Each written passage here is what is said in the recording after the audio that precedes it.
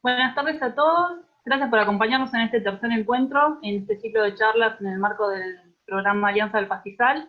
Me presento, soy Gabriela Gavarain, la coordinadora de la Alianza del Pastizal en Argentina. Hoy vamos a tener dos bloques de charlas. Uno, primero va a ser de manejo técnico en campos ganaderos.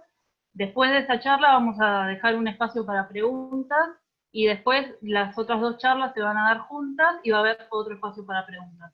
Les pedimos, si quieren, que vayan poniendo las preguntas que quieran hacer en el chat y nosotros las vamos guardando para hacerlas al final.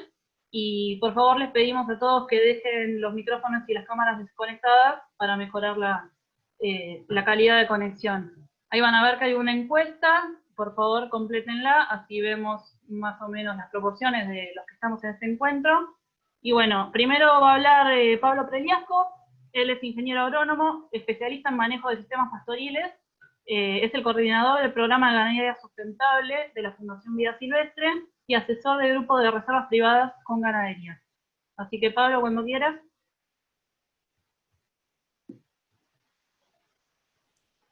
Hola a todos, voy a compartir mi pantalla a ver si me sale bien.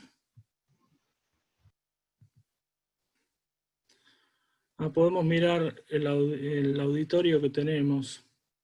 17% productores, 9% asesores, 23% agrónomos, biólogos 32%, algún veterinario, estudiantes de ambientales y agrarias 9 y 4. Bueno.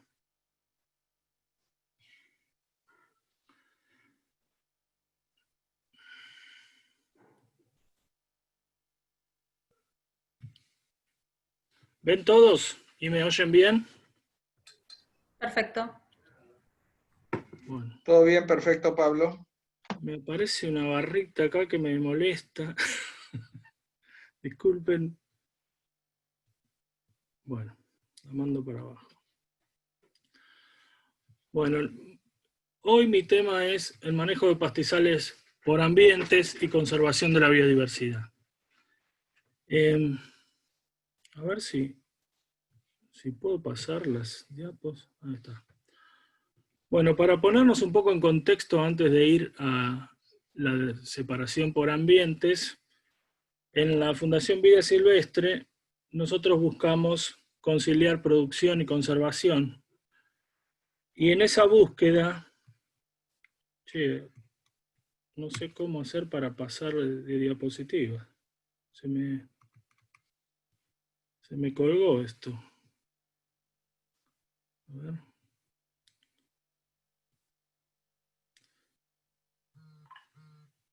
¿Todos me oyen? Sí. Sí, Pablo, a ver. Hace clic en la presentación. Ahí está, Ahí ahí va. pasó. Estaba como... Perfecto. Bueno, entonces, vamos a partir de una especie de diagnóstico de qué es lo que vemos como ONG ambientalista, Fundación Vida Silvestre, y qué soluciones encontramos para el diagnóstico del que partimos. Para empezar, estos colores, todos están seguramente familiarizados, son las ecorregiones de la Argentina, y hay un convenio de diversidad biológica que propone que en los más de 100 países que lo firmaron, haya al menos un 17% de cada ecorregión que esté protegido. Y protegido significa que no se lo convierta, que se haga un uso sustentable o un área protegida, pero que no se transforme ese ambiente. Y vamos a ver cómo están algunas ecorregiones pastoriles de la Argentina. Puse en rojo Pampas, porque lo que se ve ahí es que tenemos el 1% protegido, o sea que nos falta 16 puntos para llegar al objetivo, pero ya se convirtió el 78%, por lo menos el 78%, esto no está tan actualizado. O sea, que estamos cerca de haber convertido más de lo mínimo que habría que conservar en uso sustentable.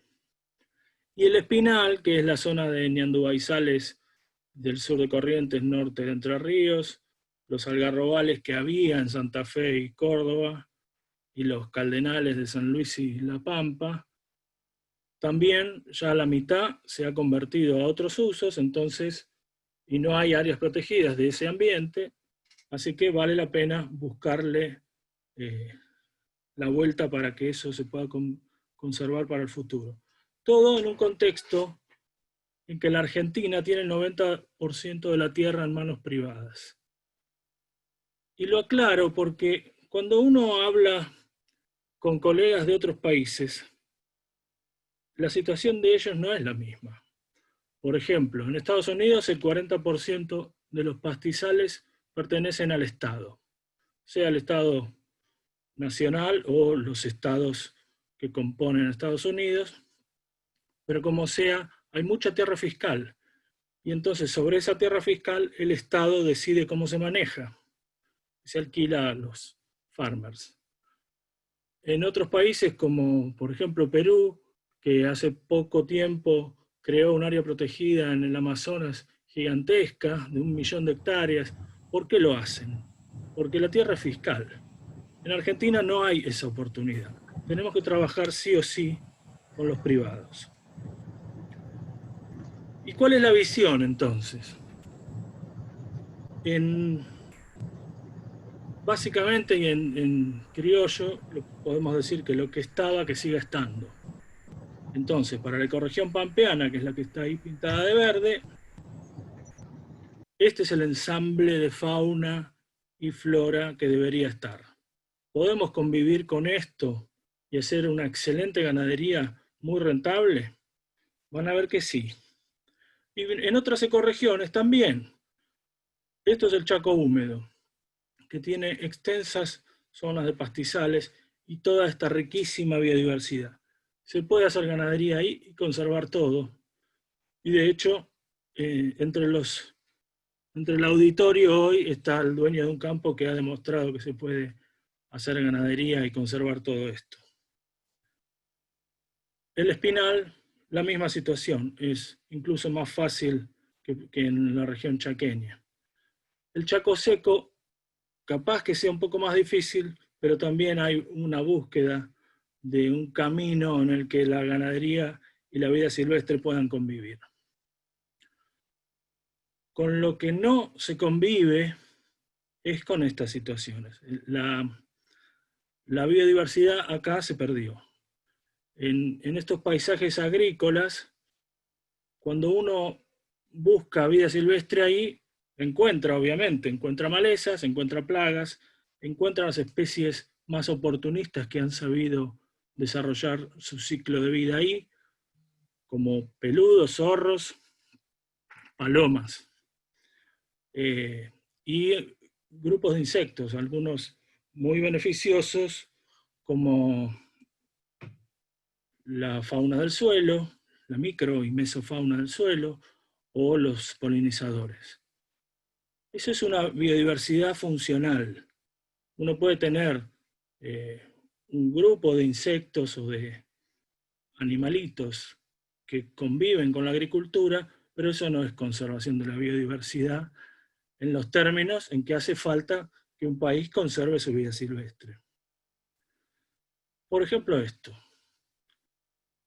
Este pez es un pez anual que vive en estos charcos que se forman estacionalmente en la provincia de Buenos Aires. Durante el invierno llueve, se hacen charcos, esos charcos duran todo el periodo invernal y se secan en primavera-verano. Entonces estos peces desarrollan su ciclo de vida ahí y cuando completan su ciclo ponen huevos, se seca el charco, los huevos quedan en el barro y eclosionan en el otoño siguiente cuando llueve. Este tipo de cosas son invisibles para los agrónomos y productores que trabajamos en estas situaciones. Entonces, acá obviamente que no va a haber peces de pastizal como son estos. Entonces, para completar el diagnóstico, este mapa de la Argentina muestra en amarillo las zonas convertidas y en verde las zonas sin convertir. Si imaginamos o si sobrevolamos más bien toda esta área que parte de Buenos Aires y se va hacia el norte por Santa Fe, Córdoba, Santiago del Estero, Chaco, toda esta región en amarillo está convertida a la agricultura y desde un avión la vemos como se ve esta foto. No importa en qué ecorregión estamos, se ve así. Y el detalle de la ecorregión pampeana nos muestra la gran conversión que sufrió los últimos 2 siglos, y entonces tanto Buenos Aires como Entre Ríos ya han perdido casi todo, Santa Fe y Córdoba peor, y lo que queda es la zona inundable, especialmente del este de la provincia de Buenos Aires, donde no era económico convertir eso a la agricultura. Pero está sobreestimado incluso, porque lo que el satélite detecta acá como no convertido, en muchos casos son pasturas de festuca longevas, muy añejas, que a la vista del satélite parecen pastizales. Pero en esos ambientes ya la biodiversidad en buena manera se perdió. Entonces la situación de la ecorregión pampeana es una ecorregión que se extingue. Y entonces la vida silvestre está restringida a las áreas no convertidas que están acá en verde. Y todas estas áreas en verde no están en desuso. Básicamente ahí hay ganadería. Entonces, un concepto fundamental. Tenemos que minimizar la conversión de ecosistemas naturales para conservar la vida silvestre. Bueno, en definitiva, la vida silvestre está restringida a los mismos sitios que la vaca de cría. Y los ganaderos resulta que, de hecho, aunque no lo sepan, son los custodios de la vida silvestre que queda. Los pastizales tienen algunas amenazas. Una es la degradación. Algo se habló, cuando habló Adrián Di Giacomo el otro día, los que estuvieron habrán oído que había una gran preocupación por el cambio de la estructura de los pastizales, que por efecto del pastoreo deja de haber pastizales altos, sobre todo en las regiones más templadas. Esos pastizales altos prácticamente se perdieron, y con ellos se perdieron las aves que dependen de esos pastizales altos para existir. Y por eso quedaron, ¿dónde? En donde todavía hay pastos duros altos, que las vacas no los pueden bajar, y entonces esa estructura de pastizal alto se conserva, y ahí están, por ejemplo, el yetapá de Collar, en Corrientes, este de Formosa, este de Chaco, en zonas de pajonales altos. Pero bueno, volviendo a las amenazas que tiene aún las regiones de pastizales, una es la degradación y la otra es la conversión. En las 2 fotos de abajo lo que vemos es, una tiene un pastizal de sobre suelos alcalinos, donde el pisoteo en húmedo hizo mucho daño y dejó mucho suelo desnudo. La otra foto muestra el sobrepastoreo invernal de un pastizal templado, donde empiezan a dominar estas plantas en roseta o plantitas enanas y pastos rastreros. Estas 2 situaciones de abajo, con manejo se revierten, y en poco tiempo uno tiene un pastizal muy sano otra vez. Ahora vamos a la conversión, acá arriba. Ha sido reemplazado el pastizal por medio de labranzas o de agroquímicos, en este caso por festuca, en este caso por raigrás. La tecnología de aplicar el glifosato para promocionar el raigrás se difundió muchísimo en la región pampeana, y con ella se asesinaron miles y miles y miles de hectáreas de pastizales, perdiendo gran parte de su biodiversidad. El otro caso de las festucales es aún peor, porque la festuca es un pasto muy agresivo, muy invasor y perenne. entonces es mucho más difícil revertir esa situación. Las dos situaciones de arriba podemos tomarlas como irreversibles y las de abajo como reversibles. La irreversibilidad de la conversión está atada a tiempo y recursos para restaurar eso, que puede llevar muchísimos años. En el caso, como veíamos, de la degradación en pastizales húmedos, es mucho más fácil. La degradación, valga la salvedad, en zonas áridas o en zonas de mucha pendiente, cuando viene de la mano de degradación del suelo, puede ser irreversible. Bueno, ¿qué hicimos en la fundación para apuntar a una ganadería compatible con la conservación de la biodiversidad? Primero, nos tomamos el trabajo de identificar de todas las tecnologías disponibles que hay para la ganadería, cuáles serán las más amigables con la conservación y descartar las que generan mucha conversión y pérdida de biodiversidad.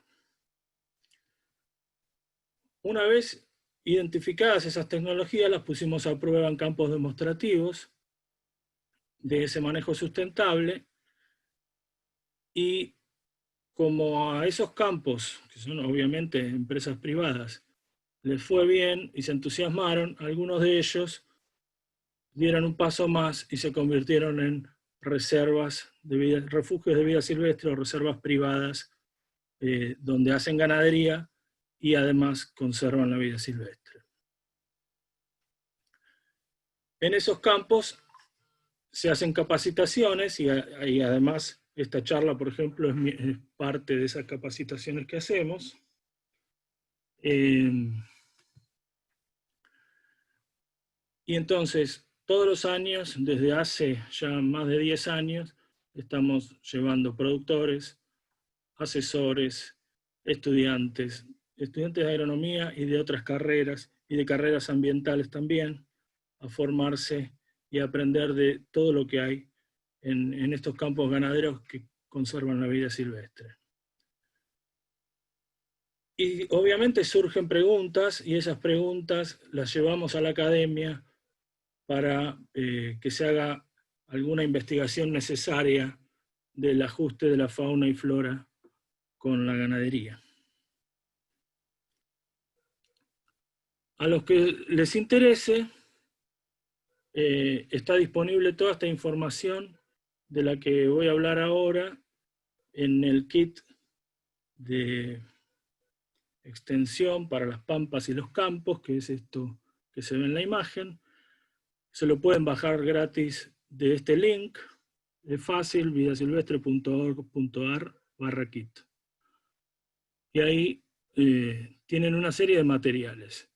Entre ellos tenemos la guía de reconocimiento de pastos de la pampa deprimida, que es la que se ve en la foto.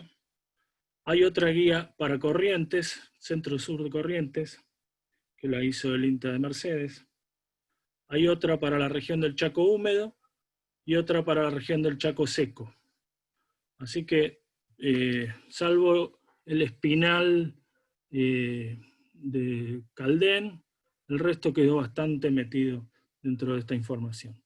Y después hay un montón de materiales didácticos muy agradables, amenos, con un lenguaje llano, para empezar a meterse en el tema, que no es tan complicado como podría parecer. Entonces, ¿cómo vienen? Necesito feedback porque siento que hablo solo. Sí, re bien. Seguí nomás. Bueno, Estás hablando solo, pero todo bien, ¿eh? Te estamos escuchando bien. Con genio, te queremos. Mira tu grupo de fans, mira. bueno, Ahí escucho alguna visita con... entonces, volviendo a las tecnologías que habíamos elegido como las más amigables. Resulta que la Facultad de Agronomía de la UBA, durante muchos años de investigación, realmente trae mucho conocimiento de los pastizales de la cuenca del Salado y desarrollaron una manera de manejar los pastizales que llamaron, como nombre de fantasía, pastoreo controlado. Entonces vamos a hablar de eso. Esto está bastante enfocado en los pastizales templados de Buenos Aires, lo que no quita que haya un montón de cosas que le sirve a todo el mundo, tanto en zonas más frías como en zonas subtropicales.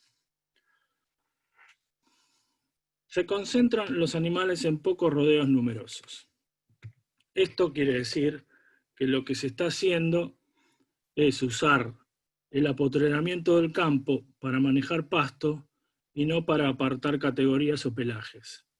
Entonces, ahora vamos a profundizar sobre eso, pero básicamente necesitamos cargas instantáneas altas dentro de lo posible, lo cual es ayudado por tener pocos rodeos numerosos, y ¿cómo es?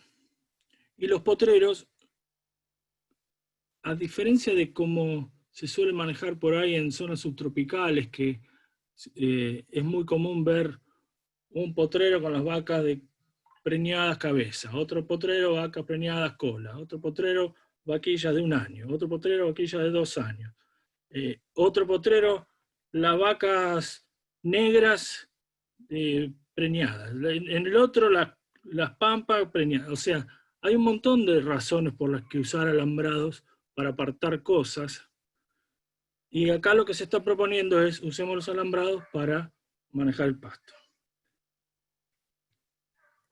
Y el otro gran tema es subdividir con criterio de separar áreas homogéneas de vegetación. O sea, si hay un pastizal de un tipo y otro pastizal de otro tipo, seguramente son recursos diferentes, entonces me conviene separarlos. Por último, pastoreo intenso no selectivo durante otoño e invierno con las vacas secas, y elegir mejor el pasto, permitir que la vaca gane peso cuando está con la cría al pie. Estos 2 últimos puntos son verdades de perogrullo. Vamos a trabajar sobre todo en los puntos 1 y 2. Entonces, y me puse esos mandamientos ahí arriba porque vale la pena recordarlo. Uno puede aprender muy bien a manejar el pasto, pero tiene que manejar bien el rodeo también. ¿Qué quiero decir con esto? No bandearse con la carga es un mandamiento.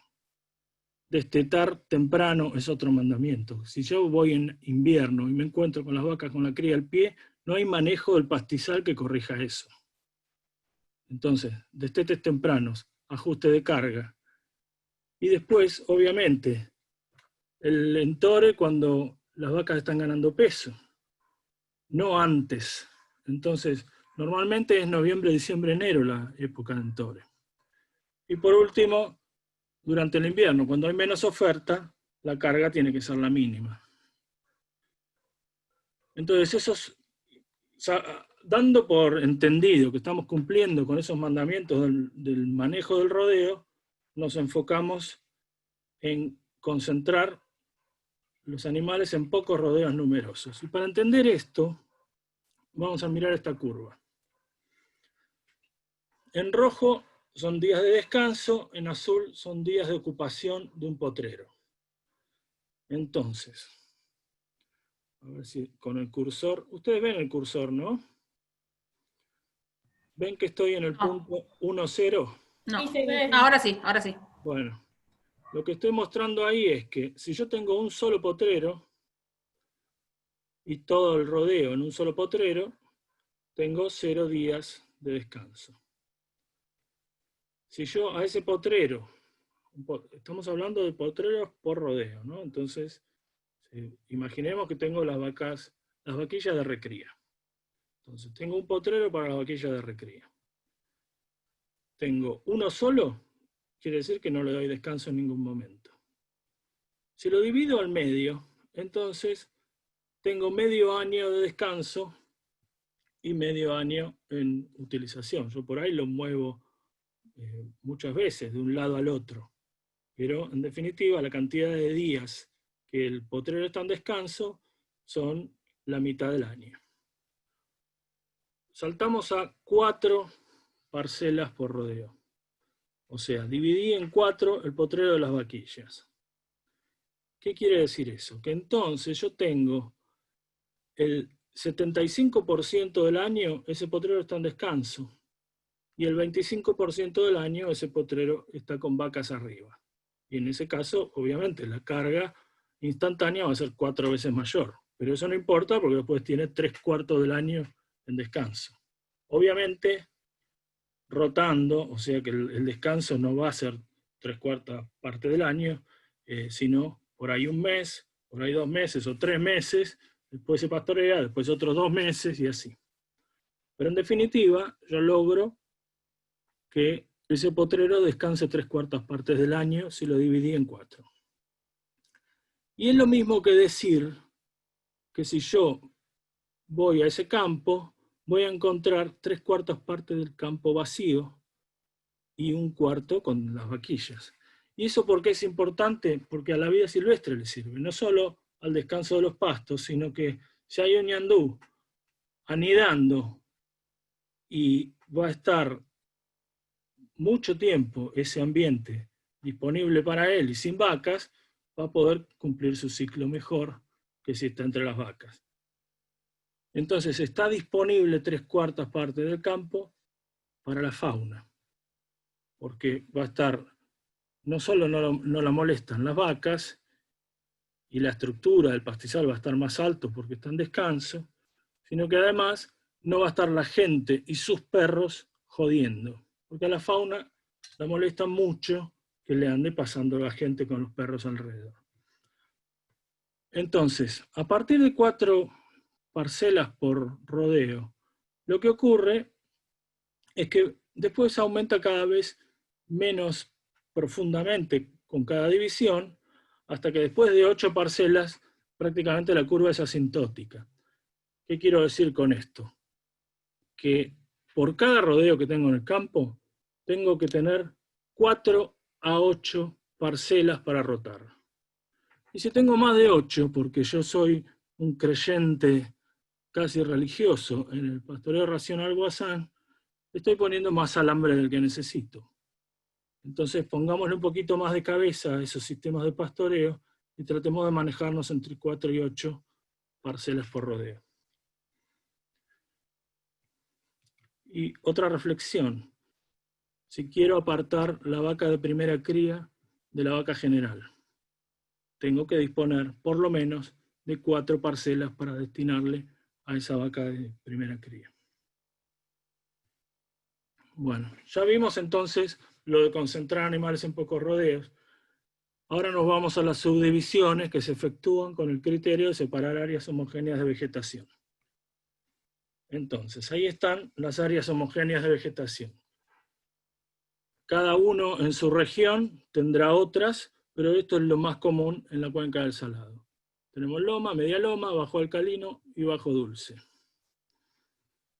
Si estoy, no sé, en los pastizales de Mercedes en Corrientes, voy a tener por ahí pajonales de paja colorada o pastizales de paja colorada alternados con horqueta. Y voy a tener flechillales. Los flechillales, como producen mucho menos que el pajonal, necesitan descansos más largos y entonces debería estar separado. Es el caso acá de, si yo separara, en teoría tengo que separar así, los bajos alcalinos, por ejemplo, producen la mitad que la media loma. Y si produce la mitad, quiere decir también que necesita descansos más largos.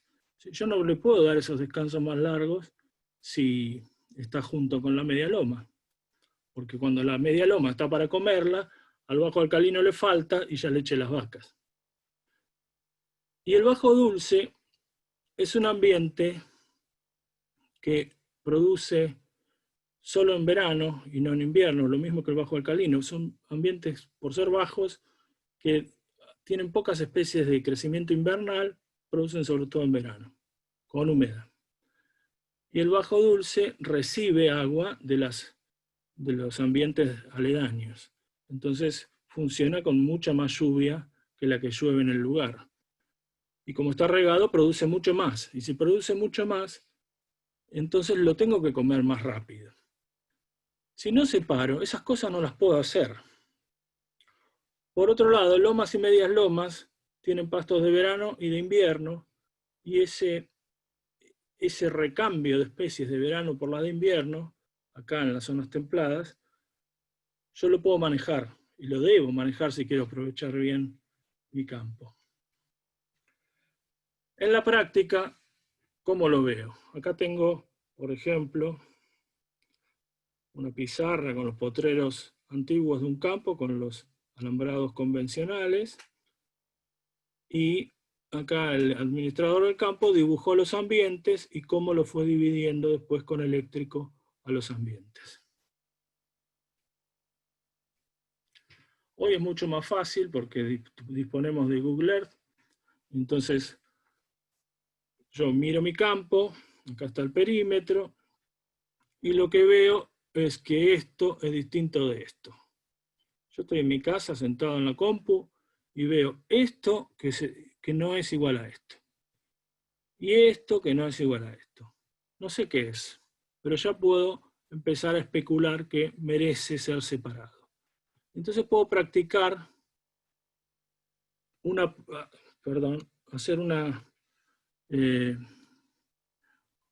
hacer mi primer borrador de cómo apotreraría ese campo en función de que veo cosas distintas. Después cuando voy al campo verifico, confirmo y corrijo. Esto lo hago en la compu, después voy al campo, me subo al caballo, o si se puede recorrer en camioneta, recorro en camioneta o caminando, pero tengo que verificar qué es lo que hay. Y entonces veo, por ejemplo, esto es un cañadón y esto es una media loma. Como esto me quedaba muy grande, lo puedo dividir con un alambre recto. Acá hay otro cañadoncito. Y este ambiente parece que es más salino, y esta es otra media loma. Entonces ya empiezo a tener idea de qué recursos hay y qué manejo va a requerir cada uno de esos recursos. Y cuando uno se encuentra con los potreros, se encuentra con diversidad de ambientes, ¿no? Entonces, por ejemplo, vemos este gráfico de torta, donde el 85% era una cosa y el 15% eran otras dos cosas. En este otro potrero, la mitad era una cosa, la otra mitad era otra. Y entonces, cuando tengo situaciones así, que hay una mitad de un ambiente y otra mitad de otro, tengo forzosamente que separar esos ambientes para evitar que se use mal. Entonces, lo lógico es apuntar a que cada potrero o parcela sea pura de un solo ambiente, pero puedo tolerar situaciones como la de acá arriba, del 85% de un ambiente y 15% de otras cosas, y lo manejo en función del ambiente que más encuentro dentro del potrero. Pero tendría que evitar porcentajes mayores de ambientes distintos adentro de los potreros. Y en la práctica se ve así.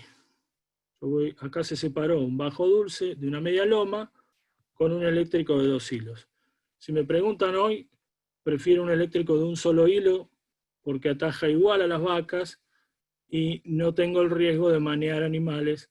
En particular, en Buenos Aires, que hay ñandúes, no quisiera que un ñandú meta la pata ahí y se manee. Pero es una división muy barata, que lo único que necesito es atajar a la vaca para manejar pasto. No tengo que atajar toros al lado de vaquillonas con este alambrado. Bueno, una vez que tengo entonces apotrerado el campo en función de sus ambientes, lo que hago es manejar el rodeo en función de los recursos con los que cuento. Entonces, por ejemplo, si tengo recursos de muy alta calidad, como puede ser un bajo dulce en primavera, capaz que lo uso con las vaquillonas en recría.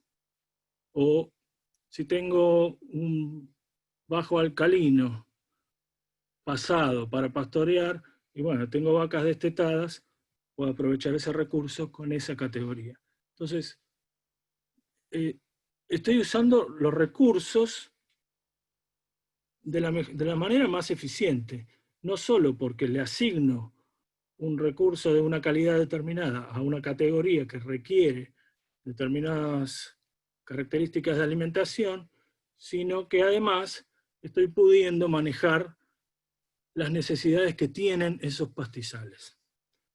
Porque como vimos, es distinto el requerimiento de manejo de estos distintos ambientes. Pablo, tenés unos poco menos de 10 minutos. Uy. Bueno, este es un campo que se apotreó así por ambientes. Lo que vemos entonces son, acá este era un potrero original que tenía lomas y un bajo que lo atravesaba. Al separarse de esta manera con eléctrico de un solo hilo, el bajo del medio, lo que se logró es poder manejar estas lomas, que son muy productivas, de manera separada, porque antes la vaca lo que hacían era cargarse en el bajo, lo hacían pelota, y cuando ya no les quedaba nada en el bajo, se iban a las lomas, y cuando entraban a las lomas ya el pasto estaba pasado. De esta manera se maneja mucho mejor. Y ahora me agarró el apuro. Entonces, preguntas. Si el potrero es overo, y tengo manchones chicos, y mi herbívoro es la vaca, no puedo hacer más. Si mi herbívoro fueran conejos, podría apotrerarlo por ambientes, pero el tamaño de las vacas me obliga a algunas escalas dejarlas de lado. ¿Qué pasa si no llega el agua? Porque lo caro de apotrerar así no es el alambre, sino que lleguen las aguadas. Entonces, imaginen, por ejemplo, que este redondelito acá, que debe ser una lagunita, es un potrero. Y no tengo agua. Pero tiene requerimientos diferentes de manejo que lo otro. Entonces lo que puedo hacer es cerrarlo igual. Imaginen que esto es pelo de chancho, que produce la mitad, que es la media loma que está acá. Entonces, yo pastoreo la media loma, con esto cerrado. Al siguiente pastoreo, entro y le abro acá. De esa manera, le estoy dando el descanso que requiere un pastizal menos productivo y manejarlo sin necesidad de tener apotrerado con una aguada y todo. Para casos extremos vale la pena. En especial cuando hay manchones con sodio. Entonces, una vez que tengo apotrerado por ambiente, el manejo para cada ambiente es muy simple. Y yo manejo 3 cosas acá. Las lomas y medias lomas las manejo juntas. Los bajos dulces tienen otro manejo y los alcalinos otro. En definitiva, en vez de aprenderme 200 especies de pastos que me vuelvo loco, lo que estoy haciendo es aprender cómo manejo cada uno de estos ambientes. Y entonces, para lomas y medias lomas, en la región pampeana, promoción a diente o pastoreo rotativo es lo que vale la pena hacer. En los bajos dulces el pastoreo tiene que ser rotativo, aprovechándolo cuando está lindo, porque si lo dejo descansar más tiempo, el pasto se pudre, y cuando el invierno es seco y el bajo dulce está sin agua, eso se suele llenar de raigras o de tréboles, y eso no lo cuento en la planificación forrajera, porque hay años que eso está con agua, entonces si no está con agua, viene de regalo. Y los bajos alcalinos, me voy a detener en el manejo de bajos alcalinos, que necesitan un descanso largo de invierno, primavera y verano, y el pastoreo puntualmente otoñal. ¿Por qué? Este es un bajo alcalino. En Entre Ríos, Corrientes o Chaco son los blanquizales, ¿no? Son mucho menos productivos, el pisoteo los daña mucho. Acá lo que vemos es los daños por pisoteo, suelo desnudo por pisoteo, y lo que se ve es que el suelo, esto es el horizonte A. ¿Están viendo el cursor? Sí. La parte de arriba es muy chiquita del Sí, horizonte fértil con raíces. Y un horizonte B columnar, muy sódico, impermeable. Entonces, el pasto tiene que crecer en este pedacito de tierra nada más, como en una maceta. Cuando hay sol, se reseca y cuando hay agua se inunda. En esas condiciones tiene que vivir este pasto.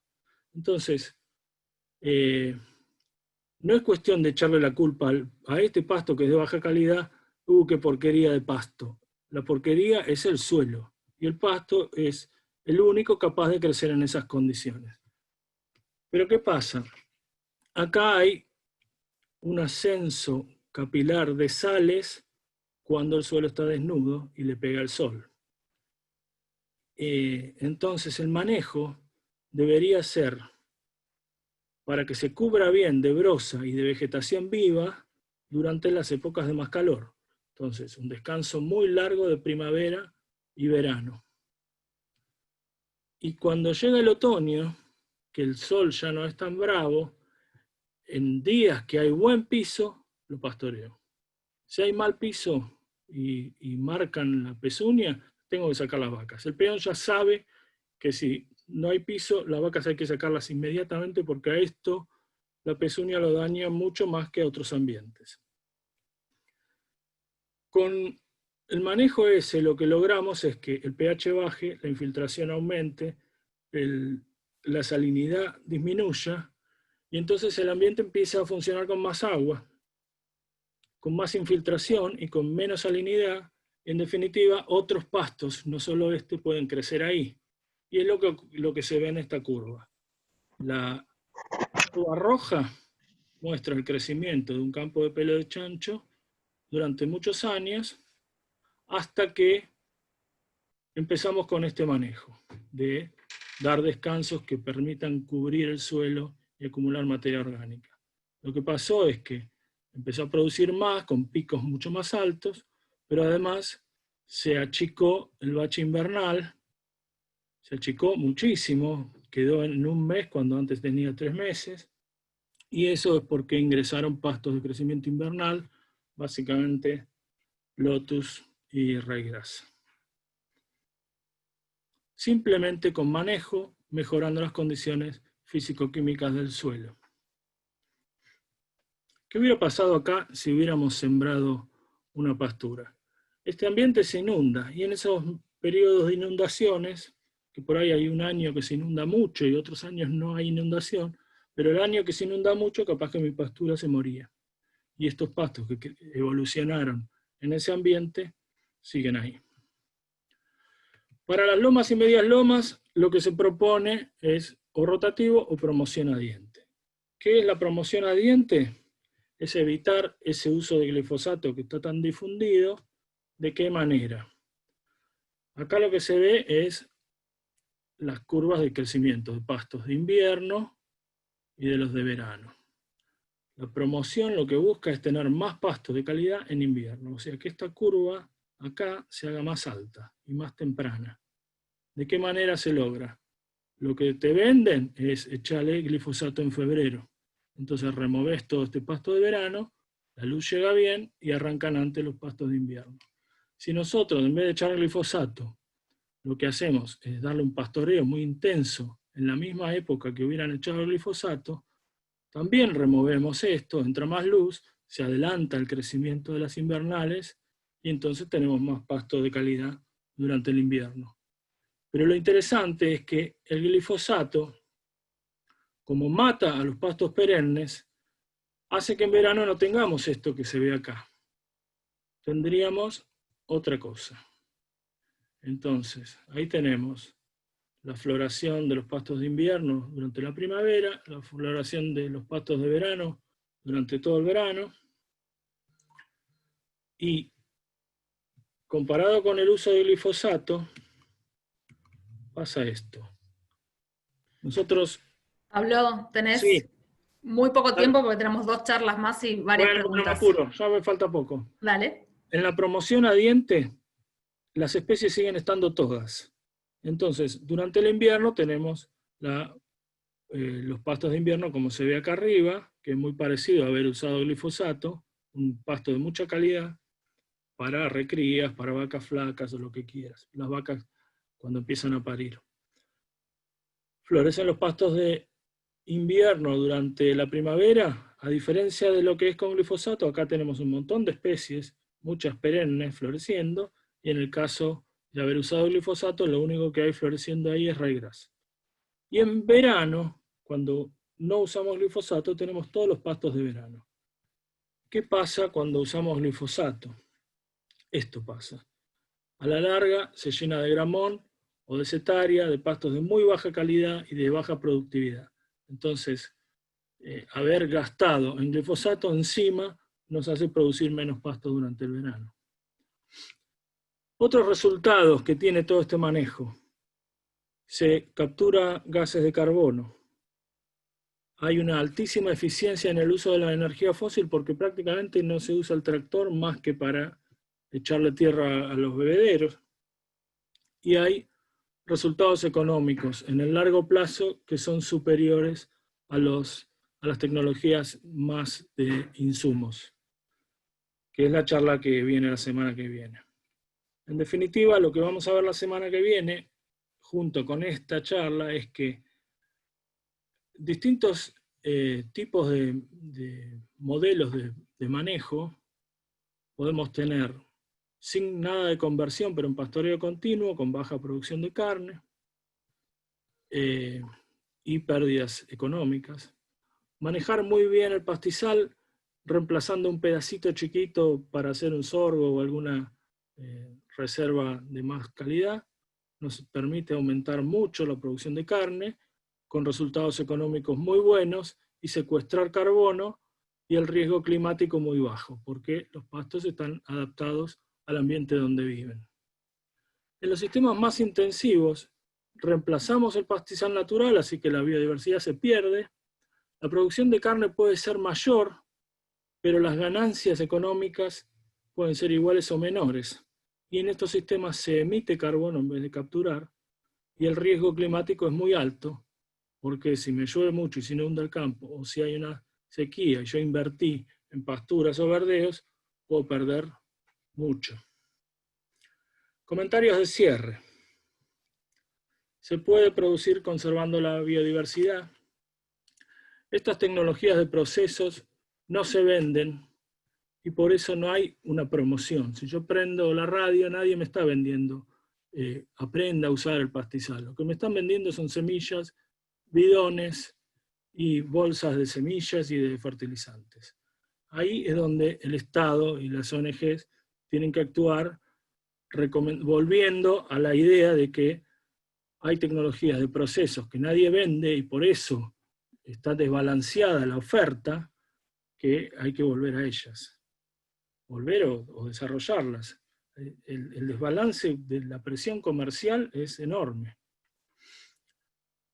Esto como política de desarrollo, estos modelos de producción sin conversión, mejoran el negocio, le dan estabilidad, menos riesgo frente a precios y a clima. Esto de frente a precios es la charla próxima.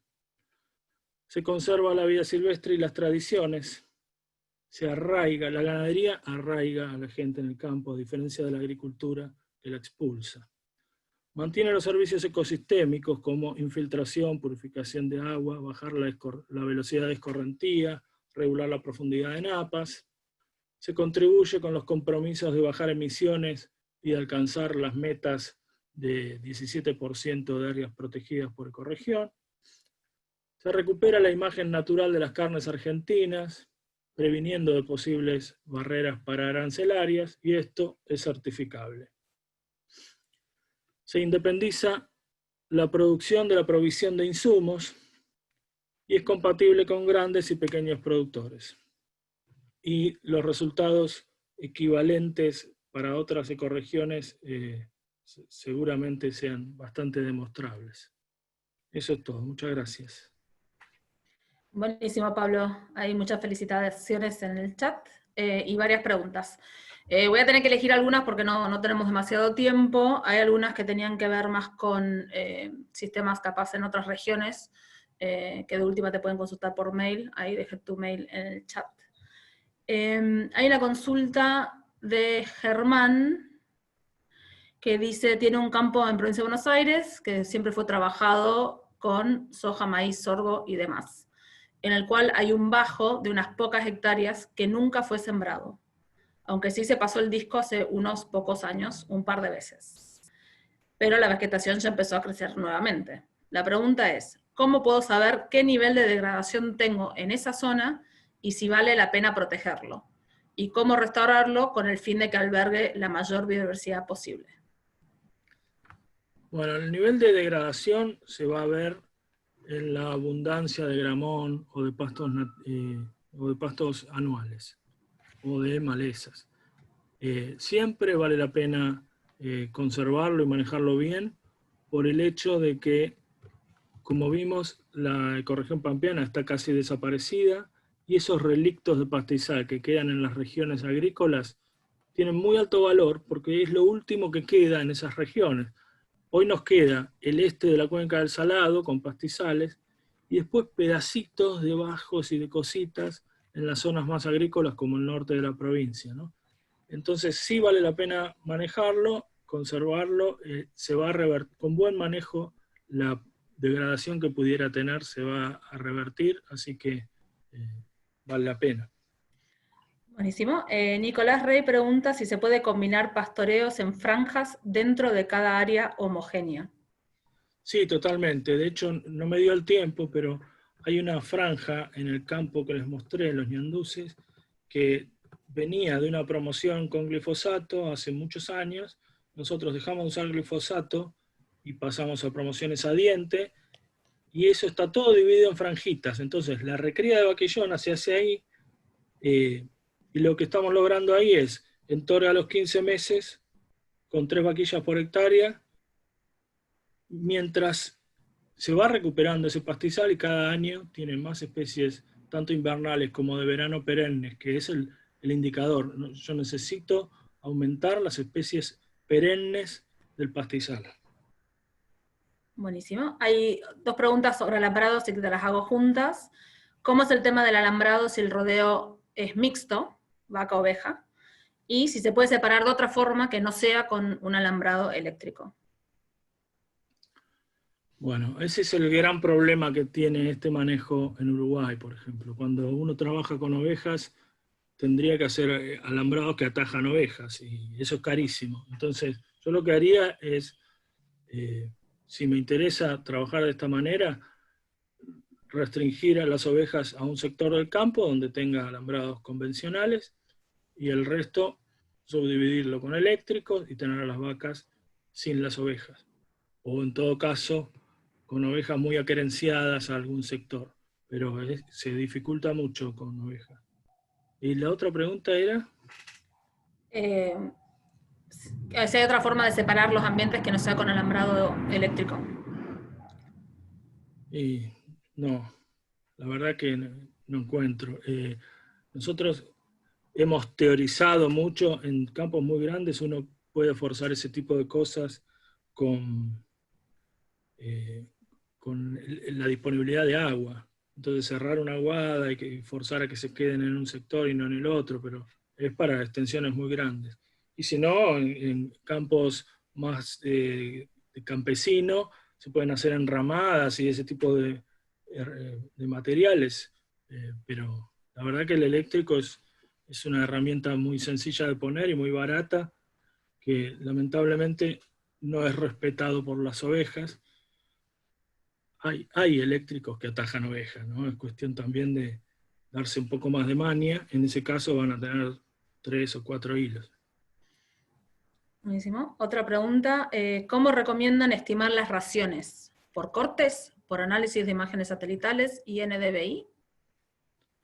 Lo que te guste más. Mira, yo lo que creo es que hay que manejar bien el campo y la gente tiene que estar motivada para hacerlo. Y si vos le volvés loco, no lo van a hacer. Entonces, yo lo que encontré es que las imágenes satelitales son una buena guía, pero no en el día a día. No hay como ir y mirar. Así que yo lo que creo es que uno puede planificar e ir moviendo en base a lo planificado. Puede guiarse con las imágenes satelitales por si el año viene peor o mejor que lo promedio. Eso está muy bueno para corregir cargas. Y después trabajar con corte ya es hilar muy fino, esto no es un tambo. Entonces, en general, la ganadería de cría se maneja tan mal que empezar a meter estas cosas genera cambios enormes y querer ir más allá a veces va en contra de que se adopte la tecnología, ¿no? Entonces, parece que partiendo de yo tengo esta carga, la reparto y la voy moviendo en el día a día mirando, partiendo de ahí, todo lo que puedas mejorar eso, bárbaro. Pero si no lo podés mejorar, el gran paso ya lo diste. Buenísimo. Vamos con 2 últimas preguntas. Ale Rivet pregunta, recomendaciones para manejar lotes con especies C3 y C4 para no comprometer a uno de los grupos cuando se quiera aprovechar al otro grupo. Mira, a las C4 es muy difícil joderlas. Entonces, yo lo que creo es que en todos lados es más o menos lo mismo. Lo que tenés que hacer es, en el momento de recambio de especies, es fundamental bajar la disponibilidad de pastos de verano que se acumuló para que arranquen antes las de invierno. Eso es la regla número 1. Pelar el campo en febrero, principio de marzo, cuando viene el recambio. De esa manera adelantás el crecimiento de las invernales, que son las que crecen menos, y las que han sido más sobrepastoreadas durante siglos. Después, durante noviembre, diciembre, florecen las invernales. Entonces vale la pena ayudarlas de vuelta a que semillen bien, sobre todo cuando no está bien poblado de pastos perennes. Y de esa manera, con ese descanso para que florezcan las invernales, las jodés a las de verano. Arrancan más tarde, pero van a arrancar y van a andar bien igual, en un momento en que te sobra pasto. Así que vos podés no dejar florecer a las invernales si tenés muchas perennes y no necesitas reclutamiento de más individuos, y en ese caso usás más a las de verano, y si no, las dejás semillar y jodés un poquito a las de verano. Pero básicamente el manejo es para favorecer a las de invierno, que son las escasas y más necesarias durante el invierno. Perfecto. Y la última pregunta, de verdad vieron 2 preguntas más sobre otros ambientes, pastizales en Quimilí, Santiago del Estero, y otra pregunta que tiene que ver con cómo adaptar este sistema en campos de monte nativo impenetrable, especialmente por la dificultad de hacer boyeros. Entonces en estas 2 preguntas, digamos, cómo este modelo se podría no adaptar a otros sistemas que tienen bosque, digamos, y que también tienen abras de pastizal. Y, bueno, las abras son ambientes distintos de los bosques, ¿no? Entonces ahí tenés algo para separar. Y después, si querés subdividir el bosque, no te queda otra que hacer picadas adentro y poner el alambrado adentro. La picada ahí es necesaria, si no, el alambre no va a funcionar. Y Quimilí, sí. la verdad que yo no puedo hacer mucho aporte ahí de los pastizales de Santiago del Estero porque nunca trabajé ahí.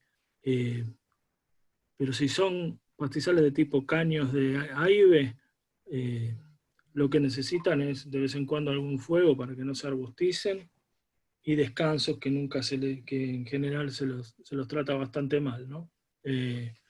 Pero si no es caños, no te sabría decir. Buenísimo. Bueno, muchas gracias, Pablo, por la charla. Dejé tu mail en el chat. Si alguien tiene alguna consulta para Pablo, igual va a estar hasta el final de las próximas charlas de hoy, y también tiene una charla la semana que viene. Gaby. Bueno, gracias Pablo por la charla. Vamos a seguir con el segundo bloque. Recuerden que por cuestiones de tiempo vamos a hacer las 2 charlas seguidas y cualquier pregunta que tengan las vamos a hacer al final. Ahora va a hablar Pablo Grilli. Él es biólogo, es el encargado de biodiversidad del programa de Alianza Pastizal y parte del equipo de conservación de aves argentinas. Ahí repetimos la encuesta, les pedimos que la respondan y bueno, vayan poniendo las preguntas. Pablo, si querés ir poniendo tu presentación.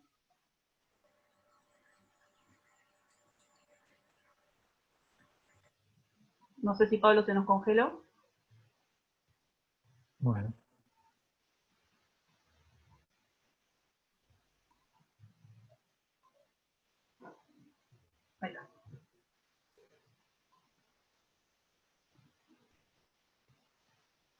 Bueno, ahí se ve. Sí, perfecto, Pablo. Bueno, gracias Gaby por la presentación. Buenas tardes a todos. Les voy a contar una experiencia que estamos llevando adelante desde Aves Argentinas, en el marco de la Alianza del Pastizal, en la Cuenca del Salado, en realidad más que nada en la Pampa Deprimida, tendiendo a reconocer el valor de los campos de la Alianza del Pastizal como refugios para las aves de pastizal, ¿no? Porque lo venimos diciendo desde la primera charla de este ciclo, lo acaba de decir Pablo Preliasco recién, no hay áreas naturales importantes que contengan pastizales naturales, o sea que si la biodiversidad tiene que buscar un refugio, lo tiene que hacer en campos privados. Y nuestra idea es que la Alianza del Pastizal se convierta en un marco para definir esos refugios. Ya habíamos visto hace unas semanas que la región pampeana ha sufrido un profundo y grave proceso de reemplazo y modificación.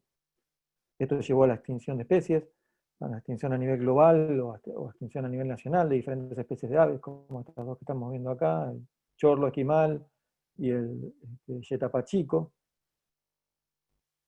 Lo voy a pasar medio rápido esto. Y Adrián Dijá, como en la charla pasada, nos mostraba que las aves son un buen indicador de alguna manera, son buenas, contándonos el relato triste de cómo se van perdiendo la biodiversidad de los diferentes biomas.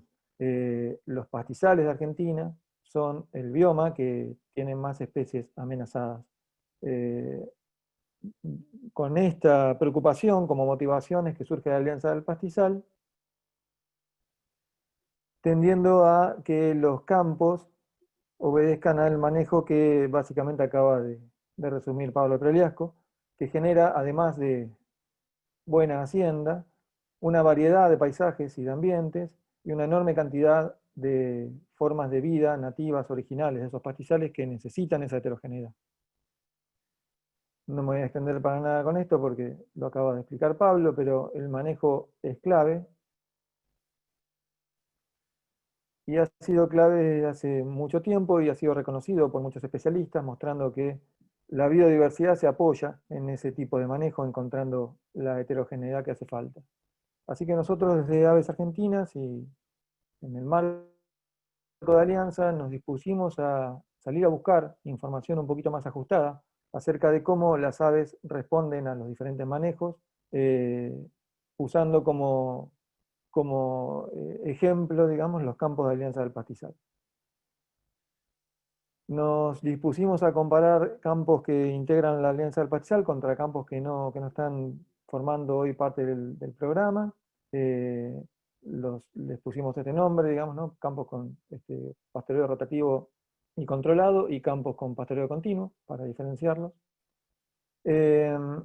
Analizamos la variación de la altura de los pastizales como un indicador de la heterogeneidad del ambiente y analizamos la riqueza y composición de las comunidades de aves.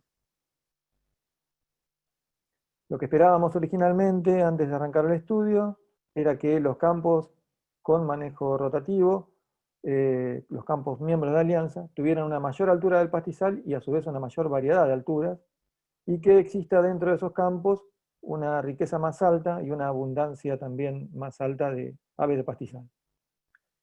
Así que montamos un diseño de trabajo, de relevamientos en la Pampa Deprimida. Acá están viendo un mapa con el bioma Pampas, y en un gris más oscuro la Pampa Deprimida.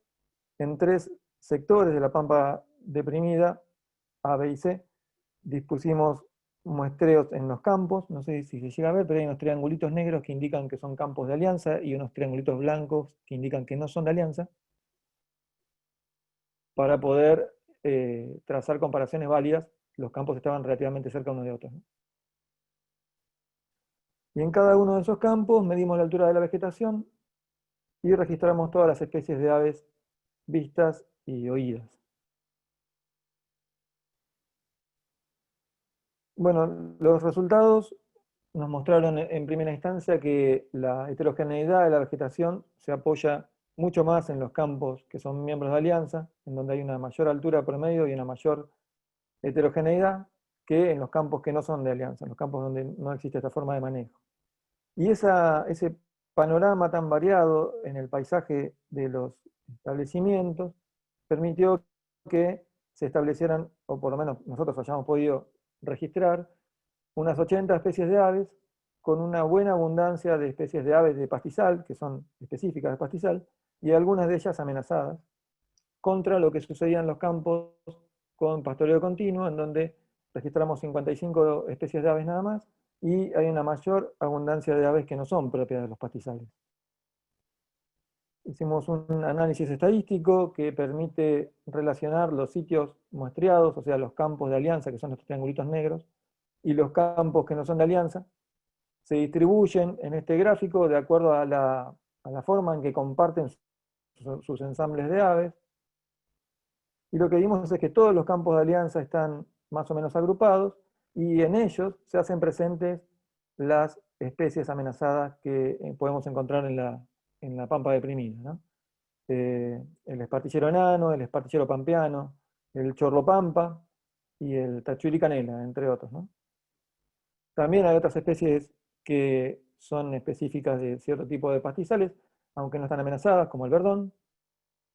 Y encontramos algunas que también son de pastizales, aunque un poco más plásticas, ya en una situación intermedia, entre los campos de alianza y en los campos que no son de alianza, como la tijereta.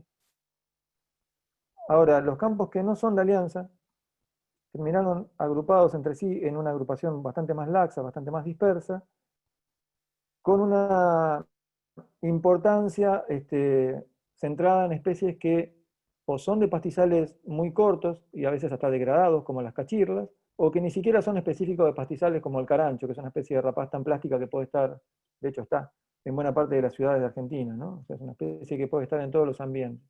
Esta es una de las que nos explica este agrupamiento de campos que no son de alianza del pastizal.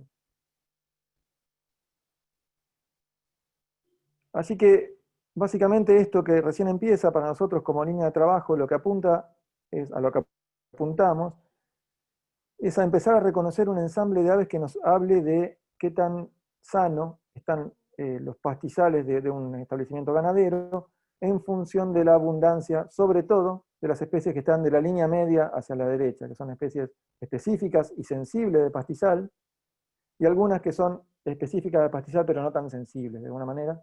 Hay una especie que no mencioné en el análisis porque digamos, no tenía la abundancia suficiente como para, o la frecuencia suficiente como para justificarlo, pero en algunos campos de alianza apareció este placerito canela, que es otra de las especies amenazadas que habitan los pastizales de la pampa deprimida.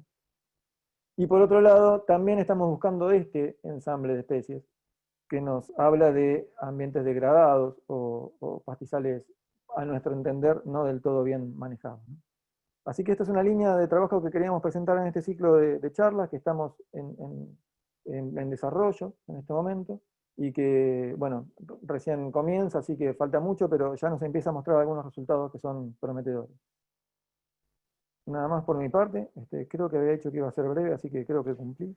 Súper breve. Muchas Una gracias. cosa nada más, no hay preguntas, pero sí querían saber si podrían compartir el trabajo. Así que dejo tu mail, Pablo, y cualquier cosa te pueden escribir. ¿El trabajo? Sí, este trabajo. Sí, claro. Sí, perfecto. Bueno, muchas gracias. Gracias. Bueno, buenísimo, Pablo. Ahora vamos a seguir con la charla de Bernardo Lartigó.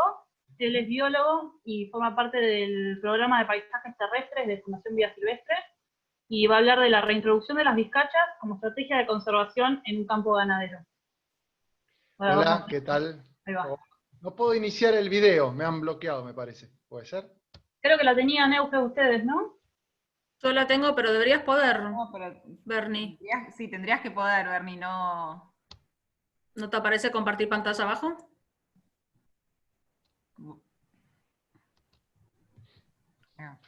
Ahí va. Es raro. Ahí estás. Es raro porque... ¿me ven ahí? ¿Sí? ¿Vemos la pantalla? Ponerlo en modo presentación. Pero a mí no. No. Bueno. Pero nosotros la estamos viendo, ¿eh? No es interesante verte a vos igual. Bueno, ahí cierro esto y arrancamos. Bueno, voy a abordar el tema de... ¿Ya estamos? ¿Escuchan bien? Perfecto, adelante. Bueno, Bárbaro. De la reintroducción de vizcacha como una estrategia de conservación, de restauración en un campo ganadero en la provincia de Buenos Aires. Ese campo ya lo han mencionado acá, que es Los Ñanduces. Está acá, no sé si ven el cursor. Es un refugio de vida silvestre, un campo ganadero, una reserva, digamos, privada que hace ganadería, vecino a La Isolina, otro refugio de vida silvestre, San Bernardo, el Carrizal, una reserva que es el Erandio, vecina al Parque Nacional Campo del Tuyú. Estos se encuentran en General Lavalle, al sur, digamos, de la bahía de San Borombón. Bien, se hizo un relevamiento ecológico rápido en su momento en los refugios, y bueno, da cuenta este trabajo de los ambientes naturales en muy buen estado de conservación, mucha diversidad de ambientes, no hay solamente pastizales de loma, media loma, sino que también hay importantes extensiones de bosque nativo y cañadones, humedales. Bien, y encontramos que esto contrasta mucho con el resto, como ya no quiero volver a lo mismo, ya se ha mencionado incluso en otras presentaciones de las otras semanas anteriores, pero bueno, contrasta muchísimo contra el 80% del pastizal que ya se encuentra reemplazado, ¿no? El área con muy poca conservación estricta y bueno, ya casi perdido. Entonces, volvemos con la pregunta, estamos con un campo ganadero que hace conservación. Entonces, ¿puede la ganadería ser compatible con la conservación? Ya dijimos que sí, lo han dicho en varias presentaciones, yo hasta me arriesgaría a decir que debería ser compatible, y ahí de la mano un poco del Estado, como comentaba Pablo, habría que promocionar que las prácticas sean realmente compatibles. Ya lo mencionaste, Pablo, las tecnologías existen y están disponibles, e incluso son gratis. Bien, entonces, bajo este marco de aplicación de prácticas de ganadería sustentable, se fueron combinando otras estrategias como control de caza furtiva, control de especies exóticas, el manejo responsable, la tenencia responsable de mascotas, el manejo ganadero con perros no favorece en nada, perjudica muchísimo la conservación. Todo bicho que no pueda volar a tiempo está en riesgo cuando se maneja la ganadería con perros, cuando hay perros sueltos en los campos, ¿no? Hay que suprimir digamos, perros de libre movimiento, ¿sí? Se trabajó en una zonificación, se hizo un control en los ñandúes específicamente de leñosas exóticas invasoras con mucho éxito, principalmente almés y ligustro, prácticamente está resuelto el tema en estos bosques. Se trabajó con capacitación de personal y se generaron acuerdos de convivencia de manejo con fauna silvestre. Después de varios años, no muchos, encontramos que tenemos como resultado, digamos, una fauna silvestre más abundante, más mansa. Esto es lo que nos empezamos a encontrar en los refugios después de ir aplicando paulatinamente estas estrategias. Y vuelvo un poco a esta diapositiva robada a Pablo, donde yo veo el escenario de fauna silvestre original que uno quisiera conservar. Vemos que para algunas especies estamos medio tarde, por más manejo apropiado que yo haga. Para el venado de las pampas, si no estamos en un área que ya tiene venado, ya no lo vamos a tener. Hay estrategias que vienen bastante tarde. Con el ñandú no estamos tarde, me refiero a los campos que no tienen venado, ¿no? Bien, nos focalizamos en la vizcacha, una especie nativa que, si bien ha desaparecido de gran parte de su área original de distribución, aún hay poblaciones de las cuales se pueden sacar individuos.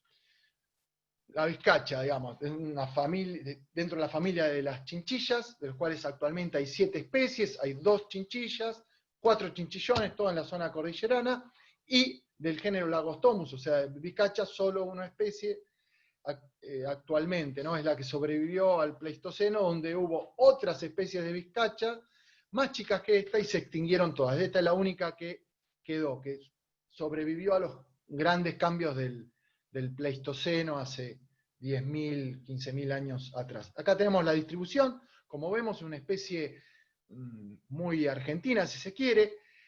No se explica por qué no está en Uruguay ni en Brasil. Solamente está en algún sector de Paraguay y de Bolivia. El resto lo tenemos en Argentina, ha desaparecido de algunas regiones, y hay parte de lo que está mapeado acá que, digamos, tiene pocas poblaciones, o están en regresión, o está fragmentada la población. Varía mucho de un lugar a otro.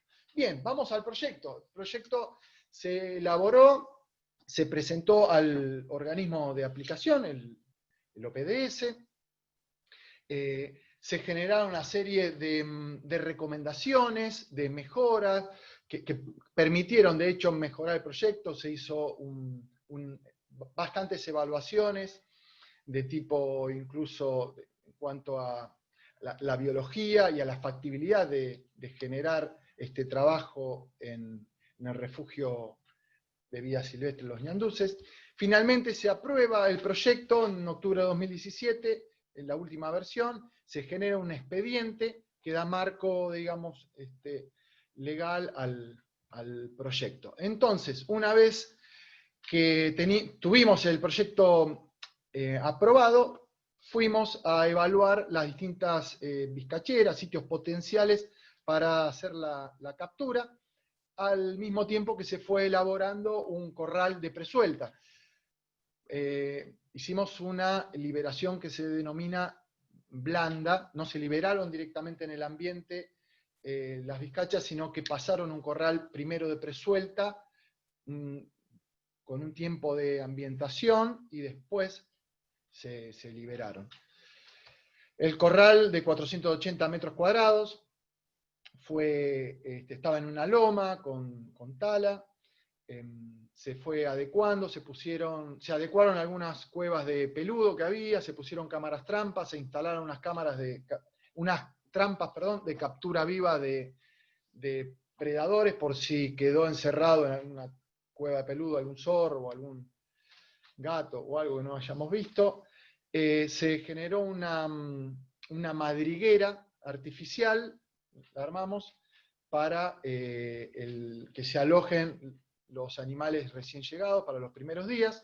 El primer sitio se encontró cerca de Dolores, a 60 kilómetros en línea recta de la reserva. Y bueno, se hizo una campaña de captura y traslocación en septiembre de 2018. Se identificó un vizcacheral, digamos, o colonia, conformada por varias vizcacheras. Se ensayó en esta, no sé si se ve el cursor, una muy grande. Se ensayó la captura en seco, como se le denomina, que colocando una tarde previa a la captura, unas trampas con puerta abatible en la boca de las madrigueras. Al otro día, mañana bien temprano, fuimos a ver captura, y la verdad que se capturó poco. Esos ejemplares fueron devueltos a esta vizcachera. Se ensayó otro tipo de captura ese mismo día, llamada húmeda. Se trabajó en una vizcachera, en esta, la A, que es más chiquita. La idea es sacar el grupo familiar completo, y en la C, en esas dos que están ahí. ¿En qué consiste? Bueno, se bombea agua de un curso de agua, se inunda la vizcachera, en cada boca se coloca la trampa que les mencioné. Ni bien entra un ejemplar, se reemplaza la trampa por otra, y el ejemplar capturado se coloca en una caja de transporte apropiada para esto. Bien, se capturaron, ahí me tapa algo, bueno, 11 ejemplares, 4 machos adultos, 4 hembras adultas y 5 juveniles. Que, bueno, ahí se ve algunas imágenes de liberación de los ejemplares que no se llevaron y cómo se pasaban. Simplemente era abrir la puerta de la caja y de la trampa y el animal entraba solo. La verdad que fácil para manejar realmente la vizcacha. Bueno, acá parece que terminamos, pero no, había que seguir trabajando. Se liberaron las vizcachas en el corral de presuelta, se estuvieron monitoreando con cámaras trampa durante 9 meses. Al tiempo se empezaron a suplementar, ahí David Funes, peón del campo, y More, su mujer, estuvieron trabajando con eso. Todos los días iban y suplementaban con pasto, con avena, algo de planta de maíz entera. Después de los 9 meses se abre el corral y se sigue monitoreando tanto dentro como afuera, porque una colonia, una madriguera siguió activa dentro del corral también. Se siguió con ese trabajo. Bien, ahí está More colocando una cámara, digamos, un kit de varias cámaras en uso en el terreno. Segunda etapa de trabajo se empezó a construir un segundo corral, para lo cual se terminó de desmontar el corral original y se llevaron los paneles al otro sector, se emplazó, se adecuó y nos dispusimos a hacer una segunda captura, el sitio seleccionado, por una cuestión de variabilidad genética, ¿no? Pensamos en ir a otra vizcachera, y para no impactar, digamos, de la cual ya habíamos sacado ejemplares, a 115 kilómetros de distancia se encontraba la estancia Trinidad, donde también se hace un manejo bastante interesante de ganadería. Bueno, se identificó un vizcacheral interesante y se trabajó en una sola de las vizcacheras, ¿sí? De la misma manera, el mismo sistema de bombeo de agua. Esto fue en agosto de 2019, me había olvidado decirlo. Y como resultado se obtuvieron 15 vizcachas, de las cuales 2 eran machos adultos, 4 hembras adultas y 9 ejemplares inmaduros que no se sexaron. Sí se pesaron y se sacaron algunas muestras para hacer estudios parasitológicos. Bien, en el terreno, a ver, esto es en los ñanduces. Acá tenemos el primer corral, acá el segundo, recuerden que se desarmó y se volvió a armar acá.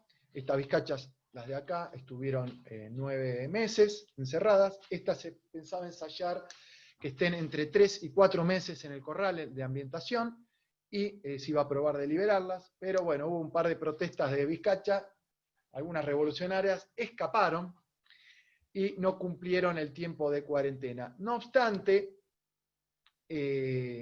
se mezclaron con el otro grupo, y hoy en día acá, no sé si se ven, unas marcas en amarillo, son 4 marcas en amarillo donde duermen, son como 4 vizcacheras activas, donde duermen la mayoría de los ejemplares, y después hay otras madrigueras que son satélites, que son poco usadas.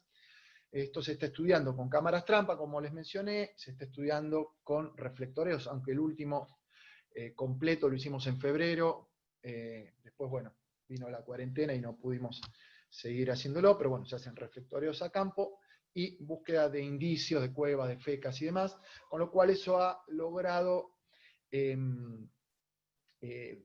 alguna manera identificar el área de acción de estos dos grupos que ahora conforman uno solo, que es de 1,23 hectáreas.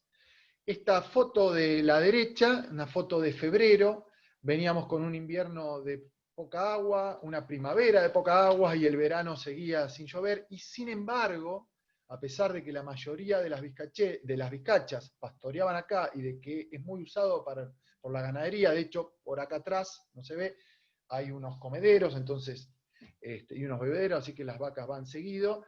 Sin embargo, no se ve peladares.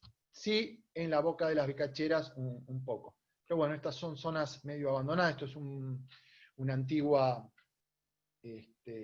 baño de ovejas que ya se abandonó. Bueno, continuamos hasta el día de hoy con el monitoreo. De día salen muchas aves, y bueno, las vacas, caballos. Sale David, muchas veces suplementa delante de las cámaras para poder observar algo del comportamiento.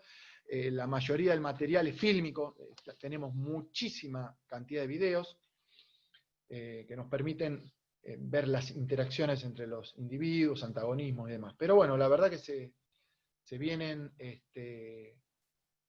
llevando bien ambos grupos y se comportan como una misma como una vizcachera consolidada.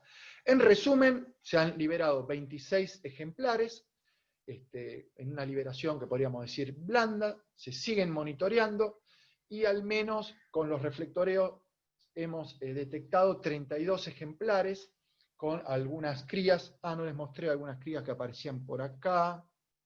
Bueno, me las salteé. Acá hay una hembra, no sé si se ve, con 2 crías nacidas en los ñandúes. Bueno, y esto fue posible gracias al esfuerzo de muchas personas, Peón y la señora, David y More, técnicos del OPDS que fueron a visitar, eso no lo mencioné, fueron a visitar el campo, bueno, y muchas personas que estuvieron colaborando, Sofi Nazar, Maxi Navarro, Soledad, que la mayoría de las fotos son de ella.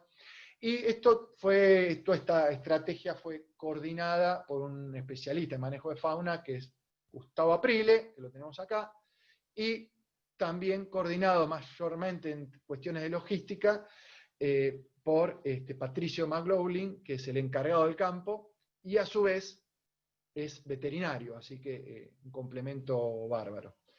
Eso es todo. Bernardo, lo que no aclaraste es por qué se habían extinto en el campo. Es una de las preguntas, ya se la iba a hacer. Bueno, lo puedo comentar porque creo que hice bastante rapidito, ¿no?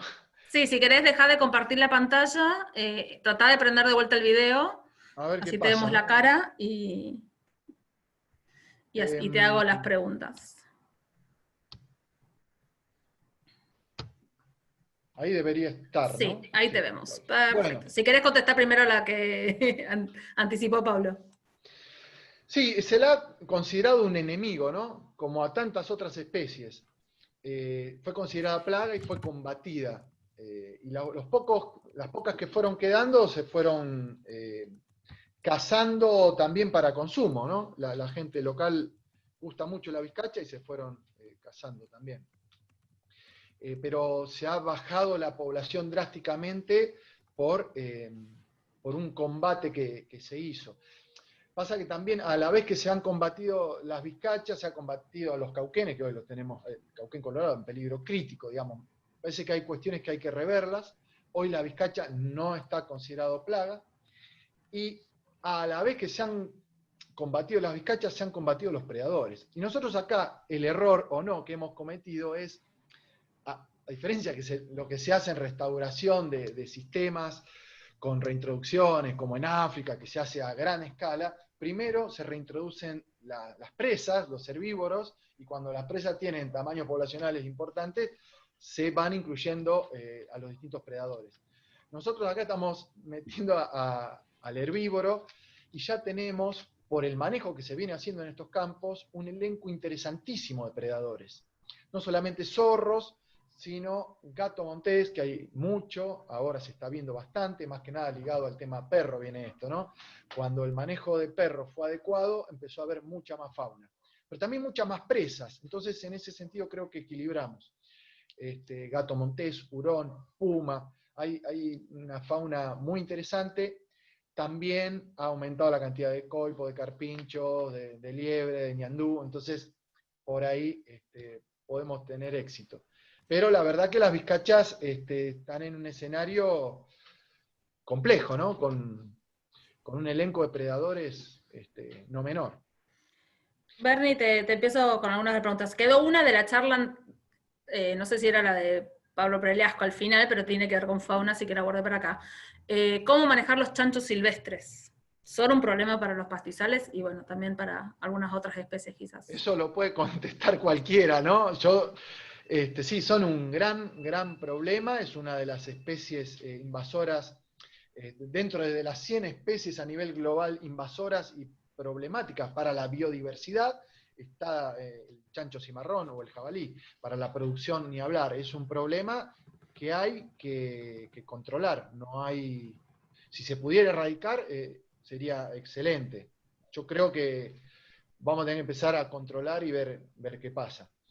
Estamos trabajando para tratar de que dentro de de los refugios provinciales de vida silvestre, donde está prohibida la caza, se puede habilitar la caza control o caza plaguicida del chancho cimarrón o del jabalí. Nos interesa mucho el tema de... No nos interesa mucho, por un lado, que haya cazadores a los tiros y recorriendo los campos, pero sí se puede trabajar en un principio para bajar inicialmente la población con trampas, jaula, que han sido muy usadas y con mucho éxito en muchos lugares, y de esa manera uno es de captura viva, así que evitamos daños colaterales. Cuando la población, si logramos bajar un poco la población, ahí sí podemos pensar en cazadores específicos que vayan a buscar los chanchos que quedan. Pero evidentemente es algo que hay que abordar.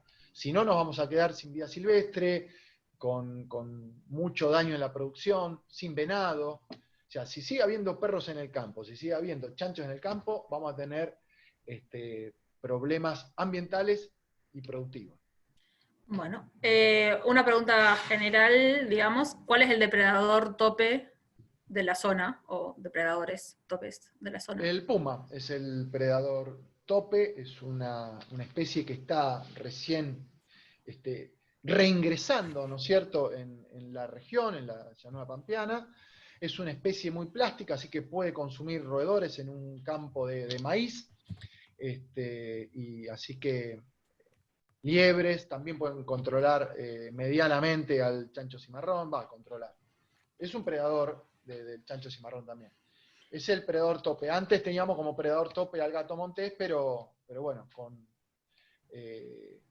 los registros que está viendo en la región de Puma, podemos decir que es el predador tope. Con el cual puedo aclarar que se puede convivir, la producción ganadera puede convivir con el predador tope. Es casi nuestro deber.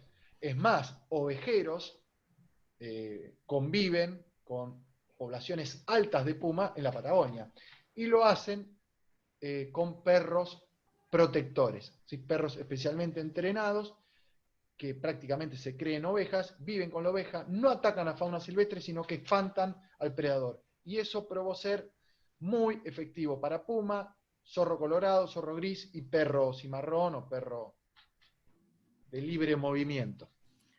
Te hago, bueno, volviendo al tema de las vizcachas, hay un par de consultas donde de verdad son un problema, donde están declaradas plagas y se organizan controles. Dice Silvina Elena Mercado que en su campo es un verdadero problema, son súper mansas, pero descalzan aguadas, dejan los alambrados en el aire, cavan por debajo de la casa. ¿Cómo manejarlas para que no entremos en conflicto entre ellas y nosotros? Sí, en principio, en Provincia de Buenos Aires no rige más, digamos, como especie plaga. Eso es legalmente así. Pero bueno, habría que ir analizando caso por caso y ver cómo se puede solucionar. No es fácil. Más que nada que las vizcachas empiezan a concentrarse cerca de las casas, en lugares que tienen refugio fácil. Y refugio contra hurones, refugio contra zorro, contra gato montés. Y ahí es donde juega un rol el perro. Los perros, de alguna manera, rechazan a los predadores típicos de la vizcacha. Y el perro no es buen predador de vizcacha. El perro corre a la fauna silvestre hasta agotarla y aniquilarla. La vizcacha corre, se mete en la cueva y el perro ya, a menos que sea entrenado para eso, es difícil que la pueda agarrar. Entonces, el perro no es un problema para la vizcacha. Tenemos los perros sueltos en los campos y generan un radio donde no hay una acción de depredadores. Entonces yo diría ver de qué manera podemos hacer que los predadores cumplan con su función. Después, en algún caso muy puntual donde haya que sacarlas, se pueden sacar como nosotros las hemos sacado y se pueden llevar a otro campo que las quiera o a otro lugar del mismo campo donde no generen problemas. Nosotros ya mostramos que no es tan complicado sacarlas. Habría que pedir permiso, ¿no?, a las autoridades. En la Provincia de Buenos Aires, la Dirección de Fauna por un lado, a menos que sea un refugio provincial, donde sería el OPDS, ¿no? Habría que pedir permiso, analizar el caso, tendría que ir un técnico a mirar y ver de qué manera se puede hacer para sacar una vizcachera y poner los ejemplares en otro lado, o no sé. Eso, buenísimo. Soledad Pireto pregunta... Sí, ¿Puedo contar Pablo, una anécdota? dale. Yo en una época trabajaba en Corrientes, en campos que había muchísima vizcacha, y normalmente ahí venían los vizcacheros todos los años, cazaban montones de vizcacha y así vendían escabeche. Y a mí la verdad que me molestaba un montón, y entonces se lo prohibí. Y 4 años después, la cantidad de vizcachas que había era enorme, y sobre todo rompían la manga, el principal del alambrado, los guardaganados. Entonces hubo que habilitar de vuelta que se case, pero exclusivamente en los sitios donde hacían daño puntual. Entonces, querés cazar vizcachas, cazar las que están en el camino, las que están en el guardaganado, las que están en el principal, las que cavaron debajo del piso de la manga, y las demás, las del campo, déjalas tranquilas. Entonces, enfocamos el control en donde realmente había que hacerlo. Buenísimo. Sí, y creo que comento, de mientras vas leyendo alguna, o puedo comentar que las grandes poblaciones de vizcacha, que ya las describe Hudson en el 1800, él lo asocia con la extirpación de los predadores. Entonces, volvemos un poquito a lo mismo. Se sacaron los predadores por considerarlos plaga y tuvimos a la vizcacha con superpoblaciones, y después hubo que combatir la vizcacha, y así estamos sin lograr, digamos, tal vez un equilibrio. Sí. Soledad Prieto pregunta si el OPDS requiere que se inscriba el establecimiento como criadero de vizcacha con fines de repoblación. No, criadero no. No, porque nosotros no... En este trabajo no se crió nada, sino que se hizo un proyecto de reintroducción. La especie estaba extinta en ese campo y se pidió un permiso para la reintroducción. Que estuvieran en corral fue para asegurarnos el anclaje de la colonia, de los individuos a ese lugar, y que no dispersen, porque pasa en muchos casos que, por eso era el miedo de los que se escaparon en segundo corral, que en busca de su vizcachera original dispersen y aparezcan en cualquier lado y se desagreguen como colonia. Entonces el corral lo que permitió de alguna manera es afianzar a los ejemplares a el sitio. Pero no cuadra dentro de un criadero, porque el objetivo fue la reintroducción. Ahora viven libres, ¿no? Buenísimo. Gustavo pregunta, ¿qué beneficios se espera de la reintroducción? Es muy interesante. En principio estamos contentos con tenerla de nuevo, y estamos haciendo algunas evaluaciones. Hay mucho trabajo en el Chaco Seco de toda la fauna que depende de la vizcacha. Acá en Provincia de Buenos Aires, más allá de la lechucita vizcachera y de lo que se ha propuesto con el gato de los pajonales, que se propuso que la desaparición de la vizcacha en Provincia de Buenos Aires o de grandes zonas provocó que este gato, que dependía en parte de la vizcacha en esta región y de las cuevas que hacía para criar, haya prácticamente desaparecido. Pero bueno, es casi, está en varios libros, pero es casi hipotético, digamos, ¿no? Así que había una foto de un escuercito también que encontramos cuando desarmamos uno de los corrales, en una vizcachera abandonada. Hay mucha fauna que usa las cuevas.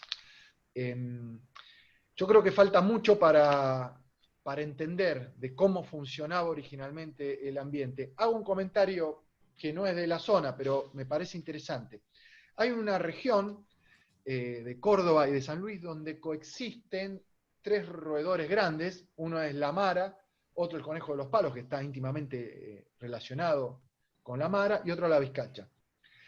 Descubrieron que la mara puede habitar el bosque seco, digamos, de San Luis y de Córdoba, Chaco árido, siempre y cuando haya vizcachas.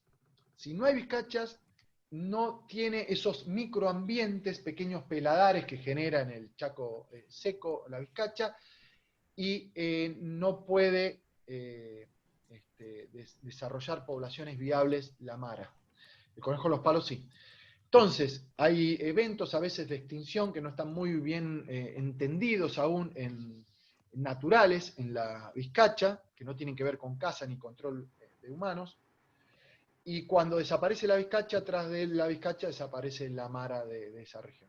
Así que yo creo que hay mucho para estudiar y para seguir trabajando en restaurar los sistemas naturales, ¿no? Buenísimo. Te hago una última pregunta, Bernie. Hubieron varias preguntas sobre control de otras especies, plagas, cotorras, chanchos, etcétera, pero ahí puse los mails en el chat, por si alguien más tiene algunas consultas, ya para ir cerrando.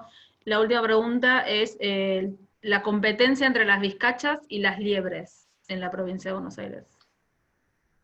No sabría decirte, la verdad. Este campo tiene muchísima liebre, pero tiene muchos predadores también, y yo la verdad no veo esa... La vizcacha genera colonias donde hacen un uso bastante intensivo del área y defienden esa colonia de vizcachas que vengan de otro lado. Pero en las cámaras trampa han aparecido liebres y andan medio de pasada, picotean un poco y siguen. No tuvieron una interacción agonística con las vizcachas. No creo que sean un problema para nada. Sí, tal vez el chancho cimarrón, que remueve el terreno, o incluso puede llegar a predar crías. Eso sí, o una ganadería mal manejada. Hemos visto zonas con vizcacha donde está todo pelado y era acción conjunta de las vizcachas y una ganadería demasiado extensiva, sin apotreamiento por ambiente, ni rotaciones, entonces eso yo creo que sí incide en la salud, digamos, de las poblaciones, ¿no? Pero yo no me animo a decir que hay una competencia fuerte entre liebre y vizcacha. Buenísimo. Bueno, muchas gracias, Bernie. Gaby, si querés hacer el cierre. Ahí está, no podía conectar. Bueno, gracias Bernardo por la charla. Para todos los que están preguntando si no se pudieron conectar o tuvieron problemas, la charla fue grabada, así que o mandan un mail a las direcciones que pasó Eugenia y les reenviamos el link, o si no, a fin del ciclo les vamos a mandar todas las grabaciones de las charlas en el mismo mail que ustedes se anotaron. Así que bueno, nos vemos el miércoles que viene en la última charla del ciclo y desde ya les agradecemos a todos por acompañarnos. Hasta luego. Muchas gracias, adiós. Muchas gracias.